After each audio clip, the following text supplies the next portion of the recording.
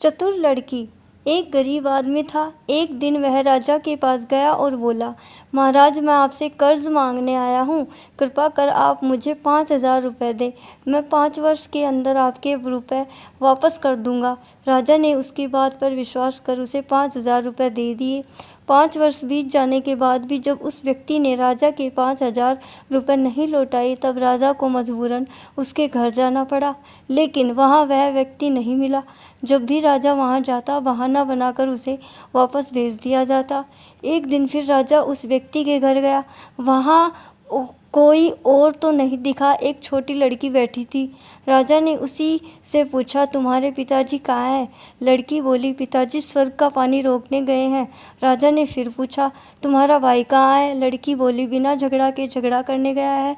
राजा की समझ में एक भी बात नहीं आ रही थी, इसलिए वह फिर पूछता है, तुम्हारी माँ कहाँ है? लड़की बोली, माँ 1 से 2 करने गई है। राजा इन उल जुलूल बात से खींच गया। वह गुस्से में पूछता है, और तुम यहाँ बैठी क्या कर रही हो?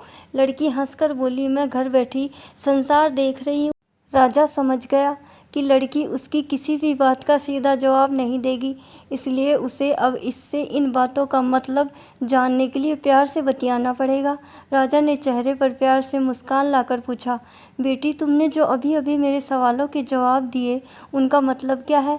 मैं तुम्हारी एक भी बात का मतलब नहीं समझ सका। तुम मुझे सीधी सीधी उनका मतलब समझाओ। लड़की ने भी मुस्कुराकर पूछा, अगर मैं सभी बातों का मतलब समझा दूँ तो आप मुझे क्या देंगे? राजा के मन में सारी बातों को जानने की तीव्र उत्कंठा थी। वह बोला, जो मांगोगी वही दूंगा। तब लड़की बोली, आप मेरे पिताजी का सारा कर्ज माफ़ कर देंगे तो मैं आपको सारी बातों का अर्थ बता दूंगी। राजा ने कहा, ठीक है, मैं तुम्हारे पिताजी का सारा कर्ज माफ़ कर दूंगा। अब तो सारी बातों का अर्थ समझा दो। लड़की बोली, महाराज, आज मैं आपकी सारी बातों का अर्थ नहीं समझा सकती। कृपा कर आप कल आए, कल मैं ज़रूर बता दूंगी। राजा अगले दिन फिर उस व्यक्ति के घर गया। आज वहाँ सभी लोग मौजूद थे। वह आदमी, उसकी पत्नी, बेटा और उसकी बेटी भी। राजा को देखते ही लड़की पूछी, महाराज, आपको अपना वचन याद है ना? राजा बोला, हाँ, मुझे याद है। तुम अगर सारी बातों का अर्थ बता दो तो मैं तुम्हारे पिताजी का सारा कर्ज माफ़ कर दूंगा। लड़की बोली, सबसे पहले मैंने यह कहा था कि पिताजी स्वर्ग का पानी रोकने गए हैं। इसका मतलब था कि वर्षा हो रही है और हमारे घर की छत से पानी टपक रहा था। पिताजी पानी रोकने के लिए छत को छा बना रहे थे, यानी वर्षा का पानी आसमान से ही गिरता है, और हम लोग तो यही मानते हैं कि आसमान में ही स्वर्ग है। बस पहली बात का अर्थ यही है। दूसरी बात मैंने कही थी कि भैया बिना झगड़ा के झगड़ा करने गए हैं। इसका मतलब था कि वे रेंगनी के कांटे को काटने गए थे। अगर कोई भी रेंगनी के कांटे को काटेगा तो उसके शरीर में जहाँ तहाँ कांटा गड़ ही जाएगा, यानी झगड़ा नहीं करने पर भी झगड़ा होगा और शरीर पर खरोंचें आएंगी। राजा उसकी बातों से सहमत हो गया। वह मन ही मन उसकी चतुराई की प्रशंसा करने लगा। उसने उत्सुकता के साथ पूछा, और तीसरी चौथी बात का मतलब बेटी? लड़की बोली, महाराज, तीसरी बात मैंने कही थी कि माँ 1 से 2 करने गई है।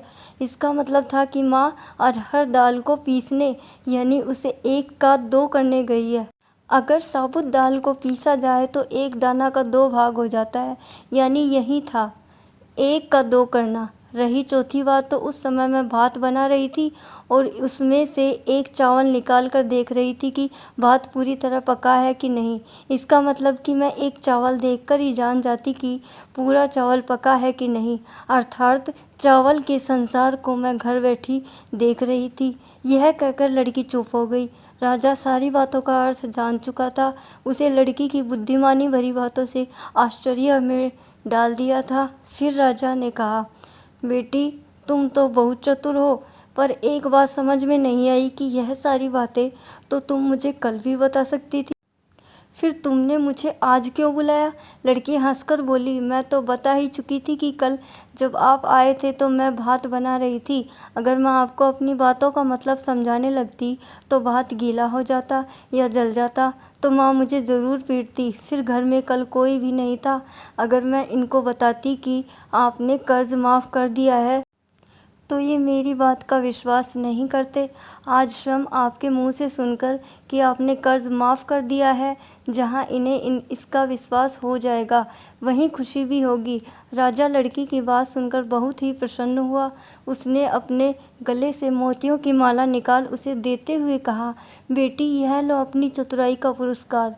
तुम्हारे पिताजी का कर्ज तो मैं माफ़ कर ही चुका हूँ। अब तुम्हें या तुम्हारे घर वालों को मुझसे बहाना नहीं बनाना पड़ेगा। अब तुम लोग निश्चिंत होकर रहो। अगर फिर कभी किसी चीज़ की ज़रूरत हो तो बेझिझक होकर मुझसे कहना। इतना कहकर राजा लड़की को आशीर्वाद देकर चला गया। लड़की के परिवार वालों ने उसे खुशी से गले लगा लिया। धन्यवाद। अगर आपको ये कहानी अच्छी लगी हो तो लाइक, शेयर और कमेंट करना ना भूलें और साथ ही बेल आइकन को भी प्रेस करें और ऐसी ही रोचक कहानियों के लिए सब्सक्राइब करें मेरा चैनल सोनम चहल वॉइस। धन्यवाद। मिलते हैं अगली वीडियो में। जय श्री राम।